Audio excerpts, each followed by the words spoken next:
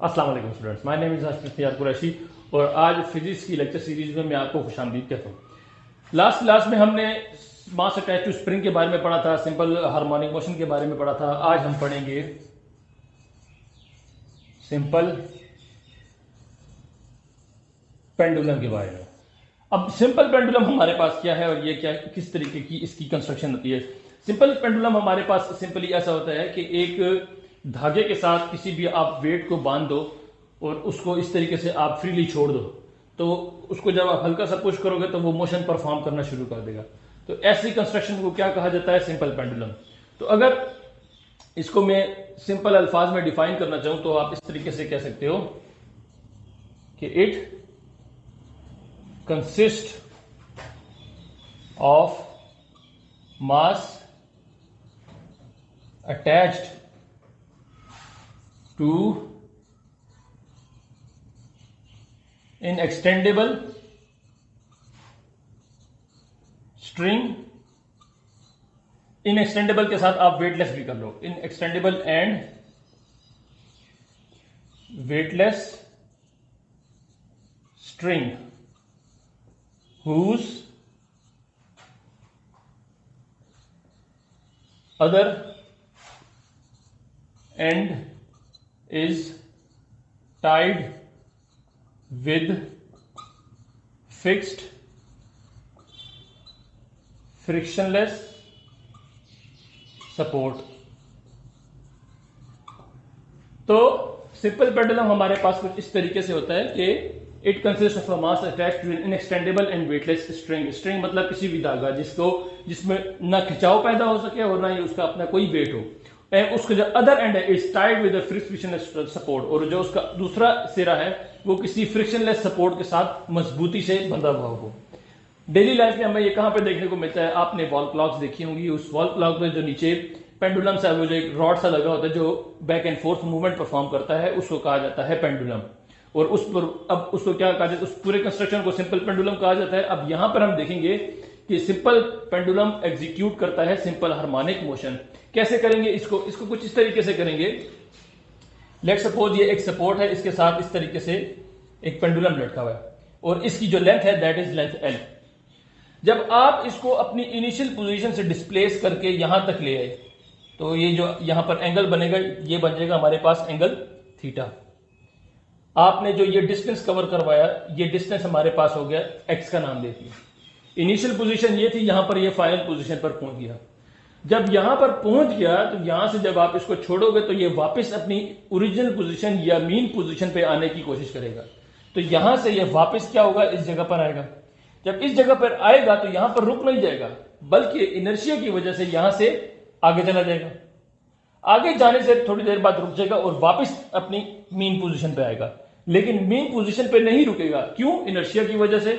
और इनर्शिया की वजह से ये क्या होगा? आगे चला जाएगा और इस तरीके से ये back and fourth movement perform करना शुरू कर देगा। अब जो इसके ऊपर फोर्सेस लग रही हैं हम उसको रिजॉल्व कर लेते हैं कि ये फोर्सेस कितनी हैं। इसके ऊपर एक फोर्स इस डायरेक्शन में लग रही है हमारे पास। अगर मैं इसको कुछ थोड़ा सीधा बना सकूं तो एक फोर्स हमारे पास इस डायरेक्शन में लग रही है और एक फोर्स इसके ऊपर ऐसे डाउनवर्ड लग रही है। एक फोर्स इस तरफ और दूसरी फोर्स इस तरफ। अब जो इस डायरेक्शन में फोर्स लग रही है वो तो बैलेंस कर दिया, जो इस के अंदर टेंशन है वो इसको ये फोर्स क्या करेगी? ये बैलेंस कर देगी। तो एक फोर्स तो हमारे पास बैलेंस होगी। दूसरी फोर्स हमारे पास ये ग्रेविटेशनल फोर्स है जो कि इस बॉल को नीचे की तरफ खींच रही है। अब ये फोर्स जो नीचे की तरफ खींच रही है यही इसका वजह बनेगी कि ये बॉल वापस अपनी इनिशियल पोजीशन पर आए। अगर ग्रेविटेशनल फोर्स ना होती तो ये कभी भी अपनी ओरिजिनल पोजीशन पर नहीं आता। तो यहां पर मैं आपको एक इंपॉर्टेंट पॉइंट लिखवा दूं कि gravitational force is the driving force of simple pendulum. जो ग्रेविटेशनल फोर्स होती है वो हमारे पास क्या होती है? इसको डिराइव करती है या इसको चलाती है। अब ये जो फोर्स के कंपोनेंट्स हैं इसको कहा जाता है कॉस थीटा, और ये वाले क्योंकि जाहिर बात है ये सर्टेन एंगल थीटा पर ये डिस्प्लेस हुआ, और ये वाले जो कंपोनेंट्स हैं इनको कहा जाता है एम जी या mg ना भी लिखूं मैं तो इसको मैं sin थीटा लिख देता हूं। अब जिस फोर्स से ये नीचे की तरफ खिंचा चला आ रहा है, ये क्या है, वेट इस तरफ डायरेक्शन में भी लग रहा है और ग्रेविटी की तरफ, अर्थ की तरफ भी लग रहा है, दो तरफ। जो इस तरफ वेट है वो इस टेंशन, इस जो स्ट्रिंग के अंदर जो टेंशन है उसने बैलेंस कर दिया, तो वो जीरो हो जाएगा।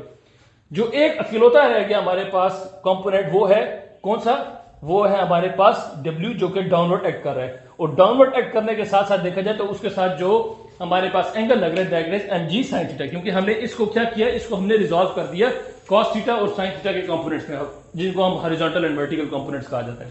तो जो रीस्टोरिंग फोर्स होगी, F restoring force is equal to minus mg sin और थीटा। यहां पर माइनस का साइन हमें ये शो करता है कि ये जो पेंडुलम है इसका मास वापस अपनी मीन पोजीशन पर आएगा। mg क्या है, ये mg जो है हमारे पास दैट इज, ये गाड़ी का नाम नहीं है, ये वेट है। W is equal to mg, ये वेट है किसका, इस मास का, ये जो मास इसके साथ लगा हुआ है। और आगे हमारे पास साइन थीटा आ गया। अब साइन थीटा हमने उसमें पढ़ा है मैथमेटिक्स में कि वो होता है परपेंडिकुलर डिवाइडेड बाय हाइपोटेन्यूज। तो ये एक, अगर आप देखो इसको मैं नाम दे देता हूं O, A और B, ये हमारे पास एक ट्राइंगल बन गई। अगर ये एक ट्राइंगल है तो इसमें हमारे पास हाइपोटेन्यूज भी है, इसमें हमारे पास परपेंडिकुलर और बेस सारे मौजूद हैं। ये भी हमारे पास लेंथ है, क्योंकि ये लेंथ है तो ये भी जो हमारे पास बनेगा ये भी लेंथ ही होगी। तो ये हमारे पास हो जाएगा x divided by l, perpendicular divide by hypotenuse. तो ये इसकी वैल्यू यहां पर पुट करते हैं, हमारे पास आ जाएगा F restoring force is equal to minus mg x divided by l। अब न्यूटन का सेकंड लॉ कहता है कि F is equal to ma। अब इन दोनों को क्या करते हैं, हम कंपेयर कर लेते हैं। तो ma is equal to minus mg x divided by l। ये m और ये m तो आपस में कैंसिल हो गए, क्या बच गया, a is equal to minus g by l और x। अब ये जो g है हमारे पास, ये क्या है, ये g है हमारे पास ग्रेविटेशनल फोर्स, और उसके साथ ये जो l है ये इस पेंडुलम की लेंथ है। अब आप देख सकते हो कि पूरी मोशन में ना g चेंज होगा ना l चेंज होगा। तो हम क्या करते हैं, इस चीज को कांस्टेंट ले लेते हैं। कांस्टेंट रिमूव करेंगे तो इक्वालिटी का साइन प्रोपोर्शनैलिटी में चेंज हो जाएगा। तो ये हो जाएगा a is proportional to minus x। अब इससे हमें पता लगता है कि सिंपल पेंडुलम जो है वो क्या एग्जीक्यूट कर रहा है, वो एग्जीक्यूट कर रहा है सिंपल हार्मोनिक मोशन, क्योंकि इस केस में भी हमारे पास acceleration is directly proportional to minus x। Minus का मतलब वो उसकी वापस मेन पोजीशन पर जा रहा है। अब अगर तो ये सिंपल हार्मोनिक मोशन परफॉर्म कर रहा है तो इसका भी हमारे पास टाइम पीरियड भी होगा और उसके साथ साथ हमारे पास फ्रीक्वेंसी भी होगी।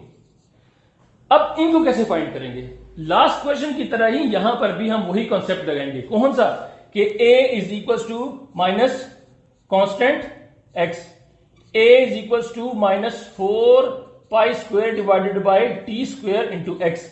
अब ये minus 4 pi square divide by T square कहां से आया, ये मैं दोबारा आपको यहां पर एक्सप्लेन नहीं करूंगा, आप प्रीवियस वीडियो में जाके देखो, आपको समझ आ जाएगी कि ये हमारे पास minus 4 pi square divide by T square कहां से आ गया और ये हमने कांस्टेंट क्यों लिया।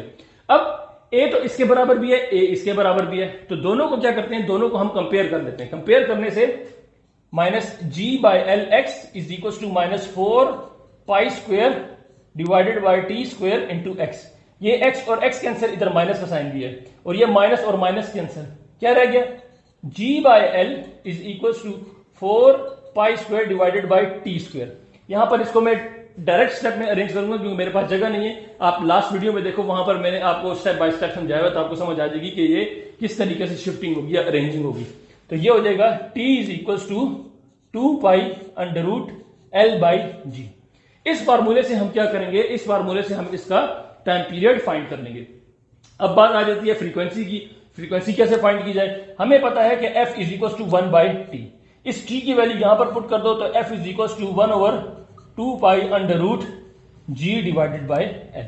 तो ये अब आपके पास आ गया टाइम पीरियड के लिए फार्मूला और उसके साथ साथ फ्रीक्वेंसी के लिए फार्मूला। होपफुली आपको सिंपल पेंडुलम का समझ आ गया होगा। इंशाल्लाह इसे नेक्स्ट वीडियो में एक नए टॉपिक के साथ आएंगे। तब तक के लिए अल्लाह हाफिज।